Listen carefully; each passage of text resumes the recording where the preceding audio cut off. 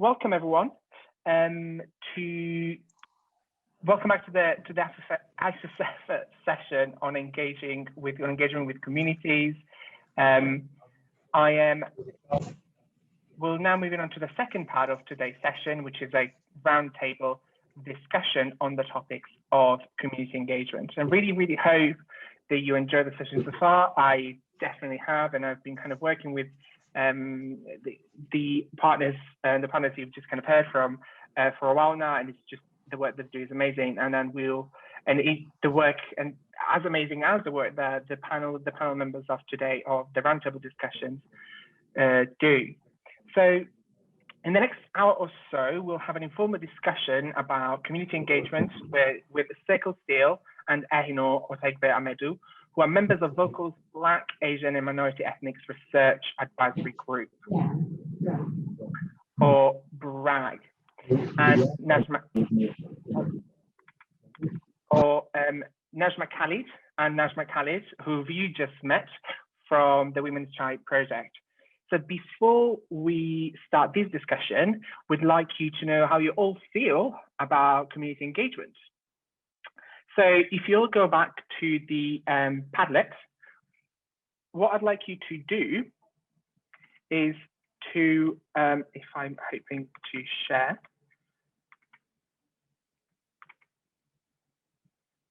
what I'd like you all to do is to go over the Padlet, and if you look at the first, the second column, there's a question.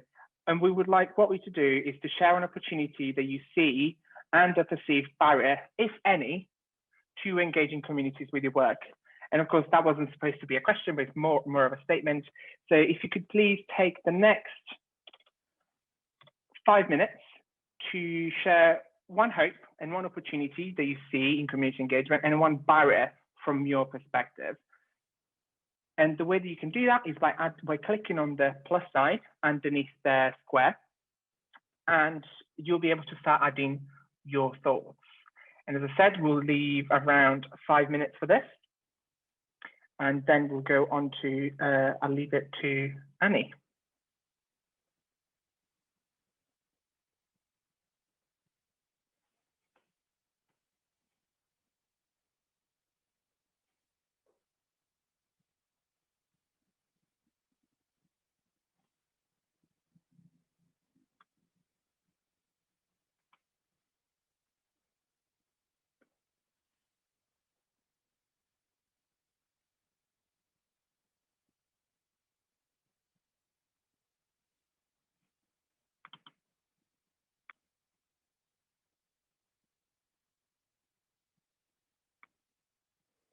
And of course, I forgot to say that if you don't want to use the Padlet, you can definitely use the chat. It's completely up to you.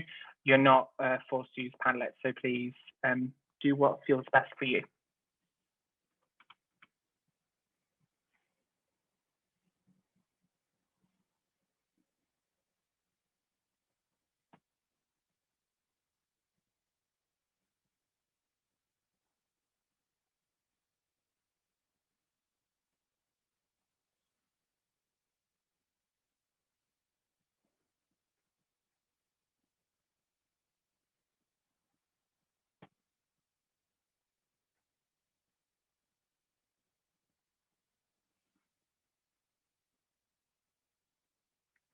I think there's something, I'll start kind of narrating a little bit what we are and what we're seeing here on the Padlet. And I think there's starting to come out really some of the themes that we have started discussing before, which is about really understanding the community that you want to work with, especially when we look at the cultural sensitivity of the work that you do and how your behavior should be, and how do you fit within that context. The most important, I think, we start to see that there are feelings of feeling nervous. There can be some negative feelings at times from when we start approaching community engagement.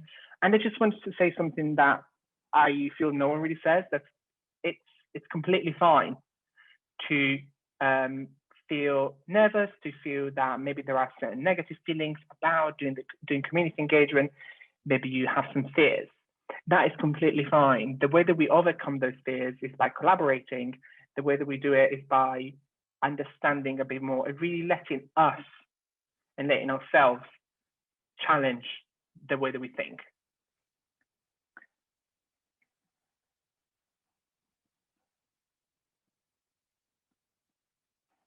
Okay, I'm going to leave another minute, and then we're going to move on to the second session. But I'm really starting to see some really lovely opportunities and also some barriers that we have to acknowledge from our side of what is stopping us from engaging communities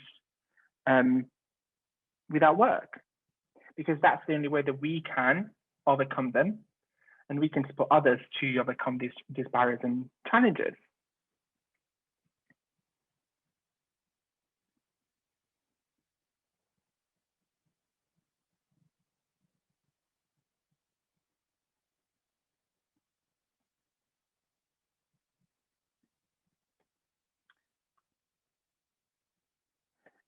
And I think that's something here, and then I'll let we'll finish with this very quick exercise. Something about the unknown that we need to address, and we don't know what we don't know, right? And what we don't know sometimes can be scary. So it's really important for us to really acknowledge that feeling and to understand that the only way that we can do it, and you probably hear it a bit more throughout the second session, is really to allow that space for collaboration and allow that space for discussion and understanding with people that understand the community that you want to go, that you want to engage with. And that's the only way that we really can get rid of that feeling of unknown, I don't know, and that fear. So thank you very much, everyone, for adding your thoughts and around opportunities and barriers that you might have in engaging communities with your work. I will now, you can continue adding to the Padlet, please do. It would be really, really interesting for us to understand what might be the barriers, and also these will allow us to understand how we can maybe support you in working with communities around here in Manchester. So without further ado, I'm gonna pretty much silence myself, and I'm gonna leave the digital space to Annie, Circle, Najma, and Ehinor. Great, thanks, Paolo. Thank you. Great. We're here. Fabulous. Great. So welcome, everybody. And thanks ever so much for the speakers before, and great to see you ladies, and Najma, thanks for staying all the way through. So the focus for this session is to hear a bit more about the panel's experience of working with researchers, and really, you know, to kind of understand what your advice might be for researchers and for the people in the audience who are keen to work with communities, bearing in mind some of the barriers and the fears and concerns that they've expressed in the chat already. So we've got about 45 minutes, maybe just under, so we haven't got a lot of time. So just to start, it would be great if Circle and Ehinor could introduce yourself to the audience and just say a bit about the purpose of your organisation. And then Najma, I know you've already introduced yourself, but if you could give a recap as well, that would be good. Great. So Circle, would you like to start? Okay, yeah, thank you for Annie and Paula invitation. My name is Circle Steele. I work for the Wai Yin Society as Chief Executive. We provide a community-based service, health and social care service for Chinese community and other diverse community across Manchester. We have 3 community centers. One Sherlock Wellbeing Center. Sherlock means always happy for much older Chinese population. We're based in Atwick. Another center called our head office based in the city center. We provide a lot domestic violence, adult education, work, children, adult within Chinese community in the city center. The North Manchester Welcome Center, we provide a lot health, well-being, health and social care service for the diverse community in North in North Manchester. Thank you. Great, thanks, Circle. And Ehinor, tell us about your organisation, purpose of it. Hello, everyone. My name is Ehinor Otaigbe-Amedu. I'm the Chief Exec and founder of Wonderfully Made Woman. Wonderfully Made Woman is a charity that supports women and girls who have experienced significant adversity. We help them build their confidence so they can strive. We have various services that we provide across Greater Manchester. We raise awareness on the effects of domestic abuse on women and their children, awareness on how to build your confidence. We use dance as a means to reduce stress and isolation. And of course, we do a lot of well-being sessions with women. Practically, we work with BAME women, African women across Greater Manchester, and we use social media to discuss issues that affect women and girls in a holistic way. So we're based in Manchester, but we work across Greater Manchester. So that's what we do. Thank you. Great, thank you, Ehinor. And Najma? Hi, everyone again. I'm Najma Khalid. I'm the founder and director of the Women's Joy Project. So our aim is to empower and develop women so they can make a change in their lives, in their children's lives, and in the community. I'm also the lead organizer for Parent Power Oldham, and that project is about working with disadvantaged families with high-achieving kids to get the best opportunities in life. Thank you. Brilliant, thank you. Right, so I'm just going to start, and I think this is a question to Circle and Ehinor, because Najma, you covered this in your session before. Just to tell us a little bit about what your experience of working with the university and research has been so far, to give a bit of an insight into that. Okay, I start first. Yeah. I think we are a charity over established about 31 years, and then we have working a lot research in the university for community research project, academic research project, but they always involve community, our experience. Now, I talk about what we learn, what experience we engage research. I think one thing we think when I look back is that even now, I think when we decide a research project, work with the university research, we've got to start right from the beginning together, okay? And then we can co-decide the proposal, and then the research work with our worker, because our worker is community worker. They know the community, they know the people. So if nobody halfway come in, I want to say a focus group. It's because that way we can measure the impact and the outcome. If we start right from the beginning, we can establish the relationship, and we can decide the questionnaire, and we decide the proposal. Just currently, we just working one proposal with the University of Leicester, and also working for the community research project. So that sense of being involved from the start and working with the researchers is key for you. Yeah. And Ehinor, what's your experience been of working with researchers? Yeah, it's almost similar to what Circle said, really. I remember initially I just used to get emails from researchers saying, oh, we need maybe 5 women or 10 women to do ABC research, and we have a deadline. And my question then used to be, you have a research to do, and you're giving us a limited time first to look for women. And how do you engage with women, especially women with language barrier? Secondly, another thing I noticed was a lot of researchers here in the UK, they use emails a lot. The community I work with, we hardly use emails. It's either you're using your phone to call them, or you're sending a text to them, or you use Facebook.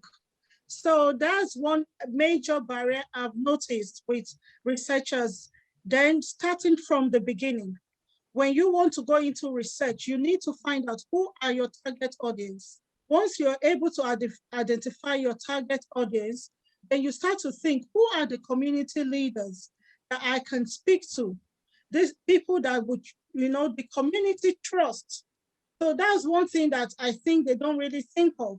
If you want to do research, you need to be speaking to community leaders whom these people are actually engaged with, so they can trust you, to do that research with you.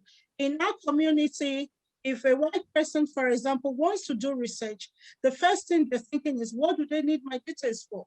Why are they asking me that question? You know, so you need somebody like us to be able to break down that language barrier to say, you know what, this is the reason they need the research. This is what the details will be used for. So in the past, it's been a big challenge.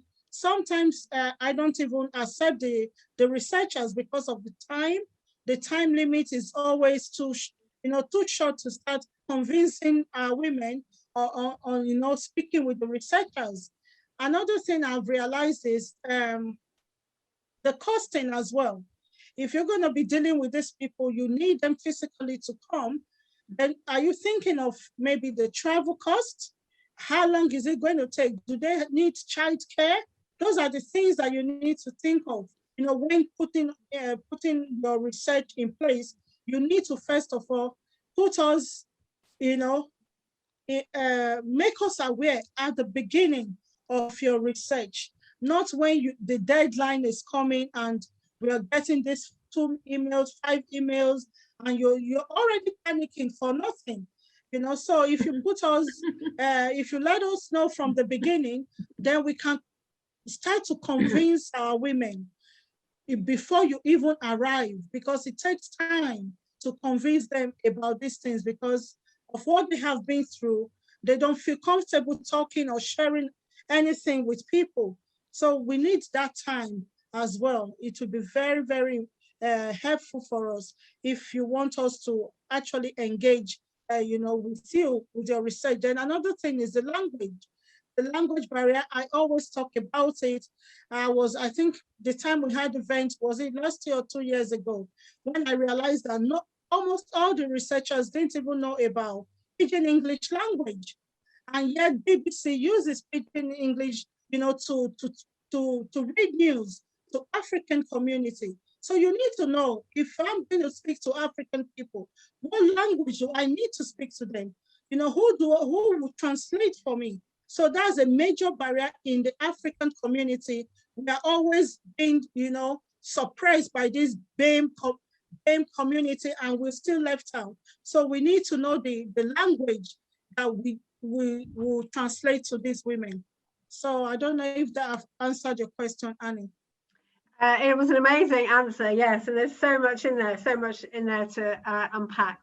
And I think also some really practical advice for researchers as well.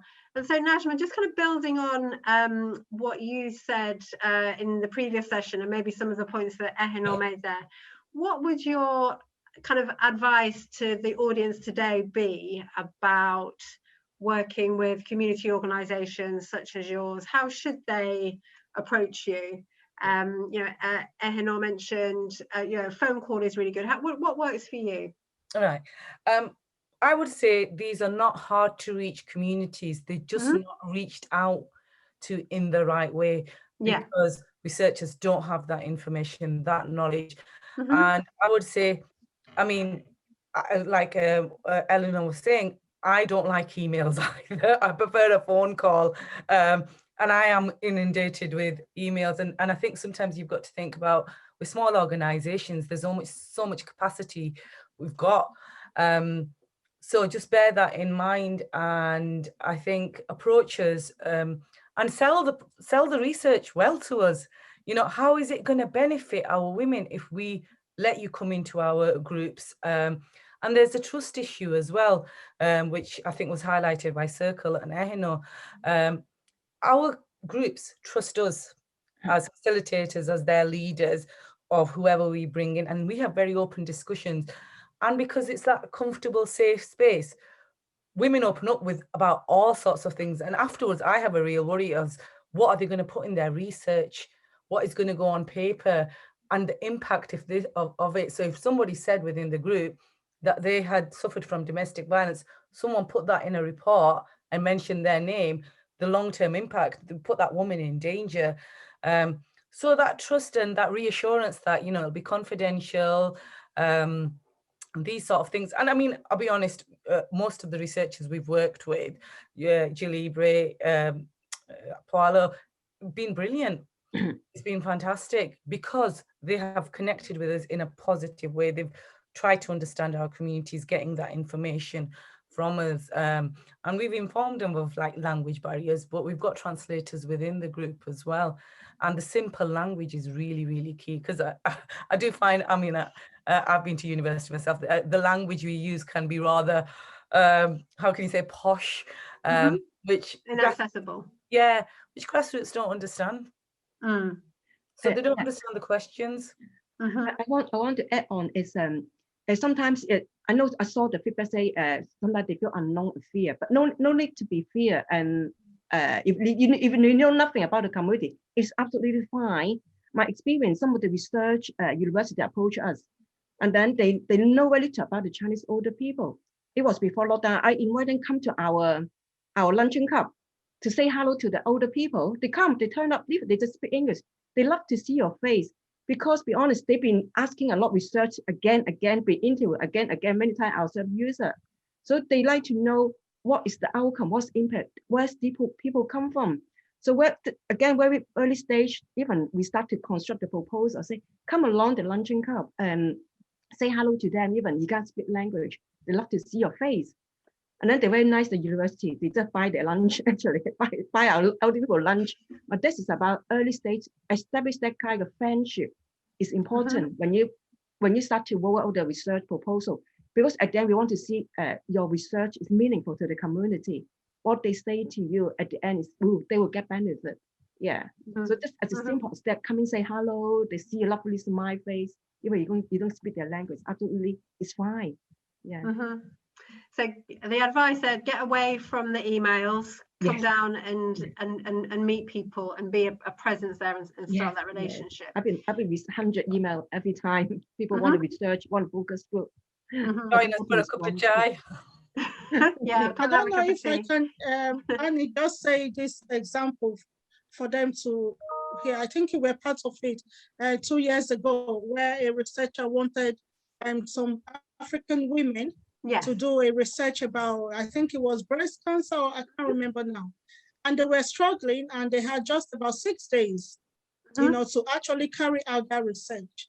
And I remember Annie and Tracy asking if I could do it. I said, oh yeah, I will get the women. And what did I do? I didn't send emails. I didn't call anybody. I just went on Facebook, because no matter how uneducated an African woman is, she's on Facebook. And I put it there. So we need 10 women who can do a research, in the next couple of days. And I got over 50 women. And we just needed about 8 or 10, within that short space. So you need to know how to communicate with these people. Your target audience is very important. And like Najma said, they trust us. We cannot take that away. And until you engage with people that they trust, is always going to be very challenging. Thank you. Najma. Yeah, I think it's also good to have incentives. So with parents, if they're going to be part of a report or somebody's master's, and to see that as well. A lot of the families we work with are very poor and very disadvantaged. So things like vouchers, if there's any funding available, that usually brings in a lot more people as well, because they feel like they're being valued for their time, or even refreshments or just something. Yes, and I think all of those points about establishing the relationship, kind of valuing and honouring people's time, apply across research and public engagement. Now, one of the things that Paolo mentioned at the start was like looking at what the mutual benefit is for if somebody from the university is approaching a community organisation, and it'd be good to kind of understand from you what are the benefits for you for being involved in research. What does your organisation get from that? I think it's very useful, Paul. Every time the US approach us, we want to see the report, we want to see the outcome. Otherwise, our users say, the people coming interview me, what's the outcome?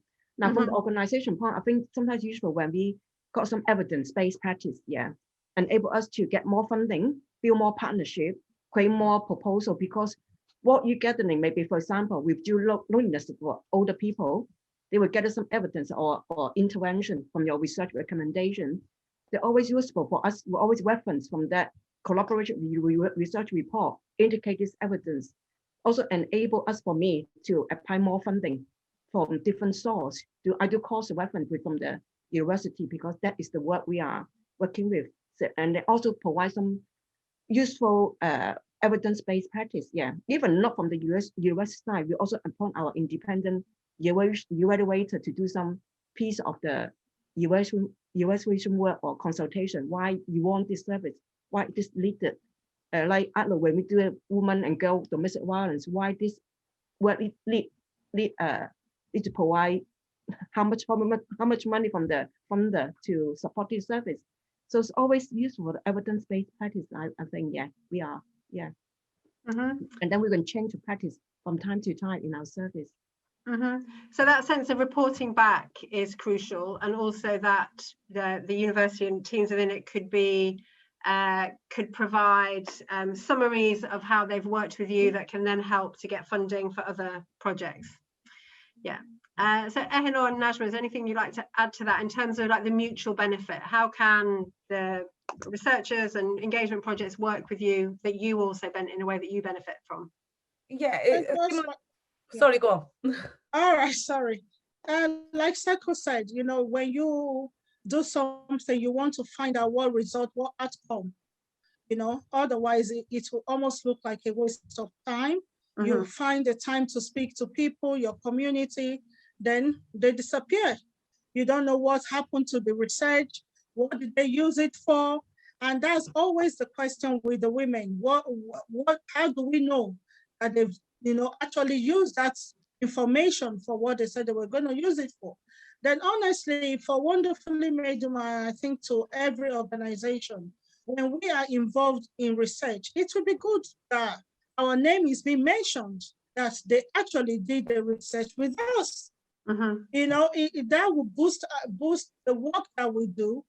Sometimes we go out to say we've done this ABC research with people. We don't even have the proof of it. So for me, I want to see the outcome. I want to see the organization name be mentioned as to what, you know, services that we provided during that research. So that's what I would like to see. Thanks. So that acknowledgement of the role is really crucial. Najma. Yeah, I think for us, it's getting our voices heard. That's really key.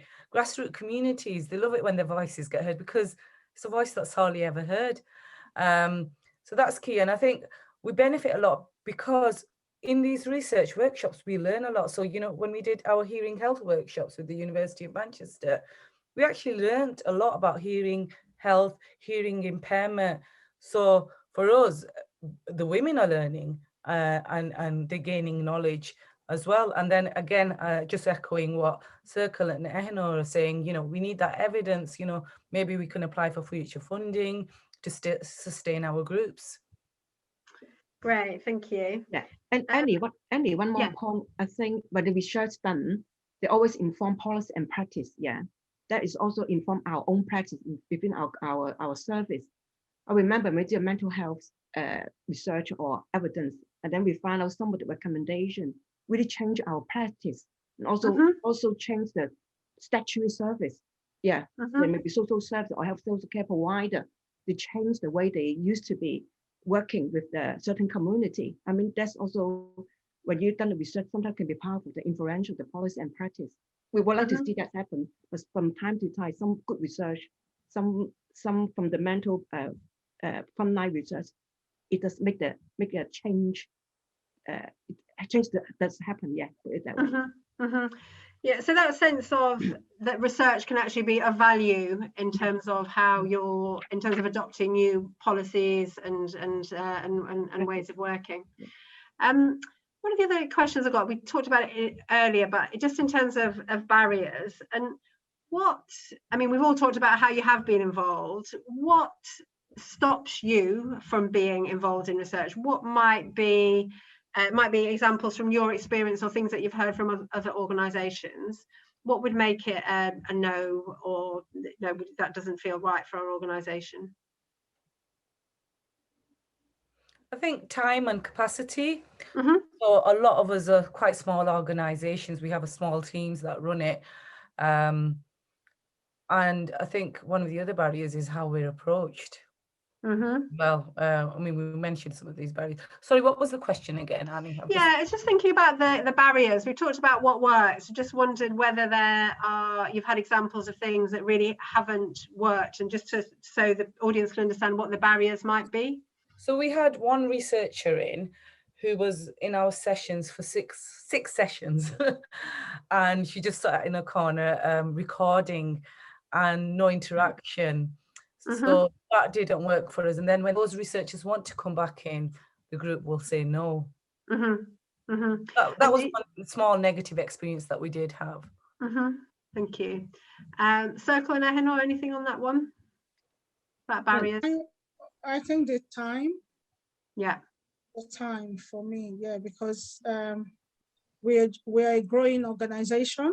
So I would like to know, to be notified, beforehand, before we can really take part in any issue.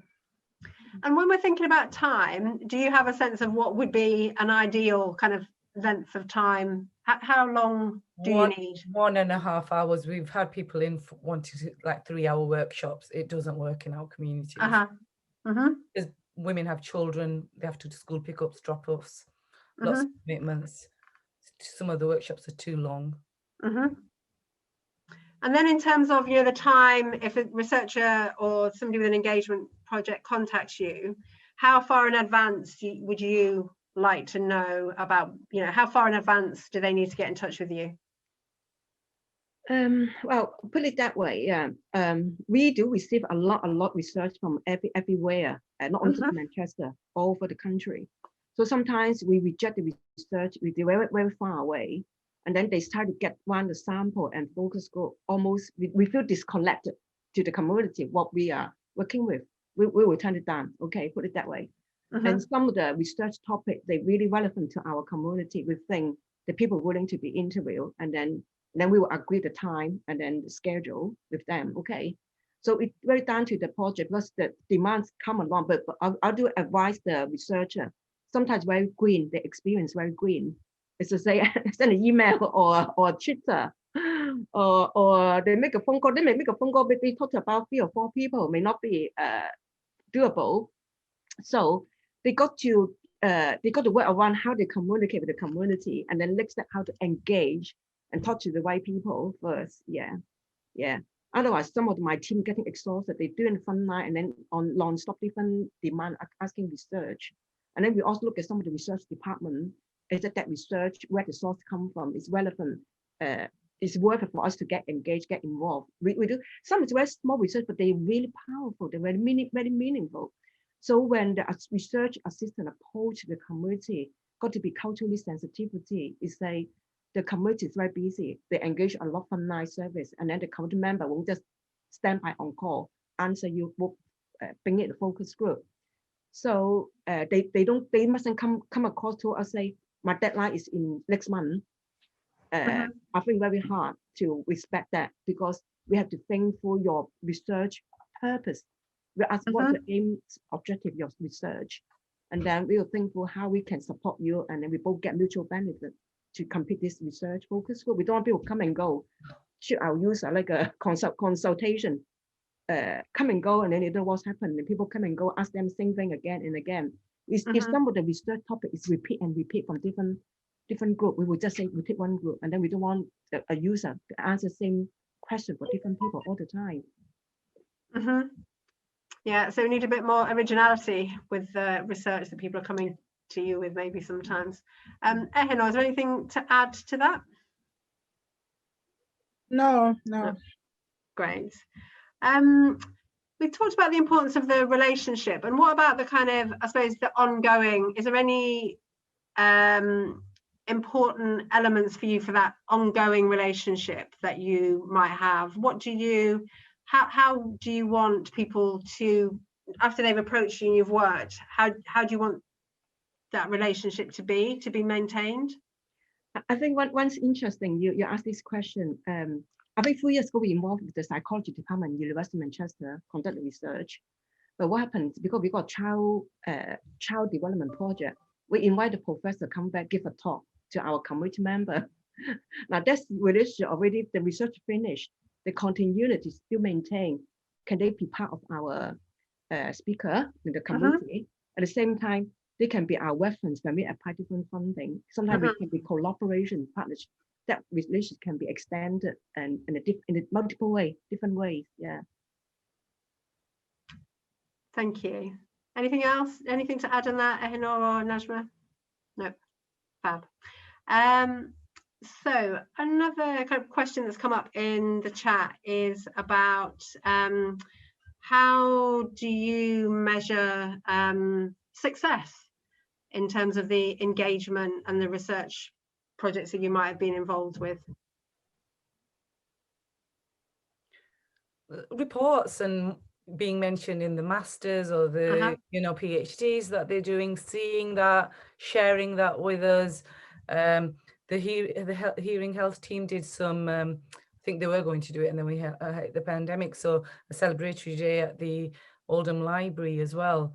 I just wanted to go back to a point about that Circle made about knowing your community when you come into these groups and knowing the subject and certain subjects covered. And we've had a lot of researchers approach us about cohesion in Oldham, and Oldham has a reputation, race rights, we've got a reputation in the press, and I say no to them because I don't want any negative press or negative comments out there. So right, sorry, I went off the subject there, but I felt that's really strongly about it and I wanted to mention it. Yeah, no, that's a really good point. And what about, I mean, Ehinor and Circle, are there topics around engagement or research that you just know that's been done too much or not interested in that anymore? I think one thing is that Wai Yin is a charity. We don't involve any political research. If they come along talking about whatever political party they want to interview, but I think because we are the charity, we don't want to engage any other political agenda but also maybe some other sensitivity issue. Now we're talking about sexual exploitation, but this is very common topic within the safeguarding the community. Okay, but maybe we have to work with the research sensitivity way to make sure that community member, the parent understand, then that kind of topic, not for just directly told them about frightening news, something like that. So they do work around some sensitivity topic, with the research, if this topic come along, Thank you. Ehinor, is anything to add, any no-nos in terms of topics or? I would say politics is a no-no for us because we're just a mere charity. No topic really, depending on what they want to hear, and if the women will be comfortable, talking about it. So I would naturally not make that decision myself. If I get an email or a call to say we want to do a research on ABC topic, I will naturally tell them, let me speak to the women, and if they're comfortable with it, fine. If they're not, I don't think there's anything we can do, because these are women who we're trying to build their confidence. So they need to be comfortable with whatever it is that we want to do with them. And that's something that you check with them first. In terms of a practical question, is if a researcher or somebody who's working on an engagement project wanted to reach out to community leaders in Manchester, where would you suggest they start? What should they do? For me personally, I would say speak to charity leaders who know how to reach out to other community leaders, especially the faith leaders. If you want to talk to any African person, you have to speak to faith leaders, because, for example, the Christians or the Muslims, majority of African communities are either Christians or Muslim, and it is what the pastor says or what the imam says that they're going to listen to. So I would say, talk to us. We know how to, we have a wide range of, that's a community connection with a lot of faith leaders, because we work with them a lot. Without them, our work is not complete. So the faith leaders there are another targets that you should be looking out for, because look at the COVID, for example, you know, the vaccine, even to do tests, you know, they're listening more to the pastors than whatever it is they're saying in the news. So the community leaders are very, very important. So you should be speaking with community leaders and also think about faith leaders as well. Thank you. Najma or Circle, anything to add to that? Again, I agree with Ehinor. The faith leaders are really, really key. The imams in the mosques, you know, for the South Asian communities, and also women leaders as well. Obviously, they're not going to be in the mosques, but with community groups who have other networks of other community groups. So if somebody approached me and said, I don't want to get in touch with another community group or work with men or whatever, I'd get my contacts out. If they sold it well to me, get my contacts out and say, look, you know, they want to work with you. They'd listen to me. Thank you. I think within the Manchester Chinese community, very centralized, some in the business is in the Chinatown, the community development organization, the charity is around Manchester. Sometimes we say they have a Buddhist temple, have a Christian church. If we talk to the sometimes community leader or community member, they can signpost them and talk to them and who's appropriate person to talk to. Because I think research, if you're a research associate assistant, you know, all the research about user-led research we use is that, like, and we talk to the user, do you think it's comfortable, it's appropriate? So it's a lot is user-led church. So people will be, sometimes I remember a long time ago when I do research, I got to stand in the Chinatown. When the people come up from the supermarket, I talk to them. I just stand on the Chinatown, ask them, can you answer me some question? So that is different way you can approach to get your data, but you got to think how what is culture appropriate, or don't worry about your English speaking. Yeah, language, yes, it's different because you can't really access. So long you work with some community member or they experience, they have an established relationship. That's the key, because the trust relationship enable you to get your data. Yeah, I remember one year I just stand in the Chinatown, collect the data. I used to be door to door locking to the Chinese takeaway because nobody will come in to answer my question. Okay, I got to lock the door every Chinese takeaway. Can you answer me some question? But they got to be in the not busy time. They won't answer you anything. Very busy and they're selling your fish and chips, Chinese takeaway. You got to choose the time. They're not busy to answer few questions. I've been locking every door with the Chinese takeaway. It's a long, long time ago when I was research. Yeah.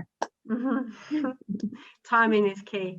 Okay, we're nearly at the end now, and I just would really kind of like to invite you, I suppose, just to think about what your hopes might be for how communities, you know, could, or how the university and the projects that we work with, which are more than research, obviously there's engagement projects that aren't just research, how you would like to work with them in the future, or what do you think are the possibilities for collaboration in the future, maybe? Yes, very welcome. We always welcome partners collaboration. Could put it that way, research always helping for community, especially evidence-based practice. Yes. So I'll give us time, and then the relations collaborate is always good. Yeah. Great. Najma? I think you know, Circle, what you're saying is right. And also I think now would be a great time to start researching the impact of COVID on different communities. That is so key. So we'd like to collaborate further on that. There's lots of subjects that we can collaborate on, and we'd like to work with universities as well, because not only are we learning, it's aspiring and empowering our parents. And we've had parents within JAI go on to study at university and within parent power as well. So lots of ways of working and, you know, opportunities to collaborate on. Brilliant, thanks Najma. And to you, Ehinor? Yeah, for me personally, I love research, even though I'm not a researcher. So they're always welcome. I love to, you know, partner with other organizations, with researchers to do a lot of work. So for me, it's going to be wonderful. As long as, you know, just let me know beforehand, and yeah, I'll jump in.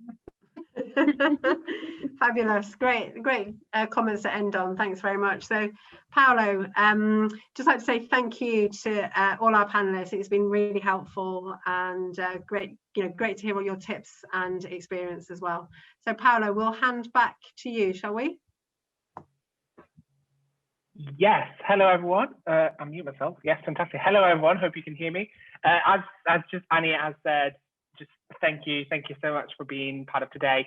The one last thing that I would like everyone to do is a very fantastic poll that we're going to repeat right now. And I would really appreciate if anyone could take like the last 1 minute to complete the poll, and then we'll move on to wrapping up the whole session.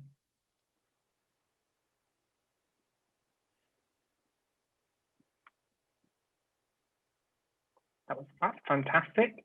Thank you very much, everyone. As I do the technical bits, I'm just going to very quickly share my screen. And can I get everyone? Apologies, everyone. Okay, fantastic. So thank you very much, everyone. I would just really want to say thank you to everyone for participating in today's session. Thank you for taking the time to listen to the speakers that we have invited today, and I really hope you had a lovely time with us. And again, really thank you so much to all the speakers and to you, Ehinor, Najma, and Circle, for really digging deeper today into your perspective, and to, first of all, and most importantly, to really take the time to talk to us. So thank you very much.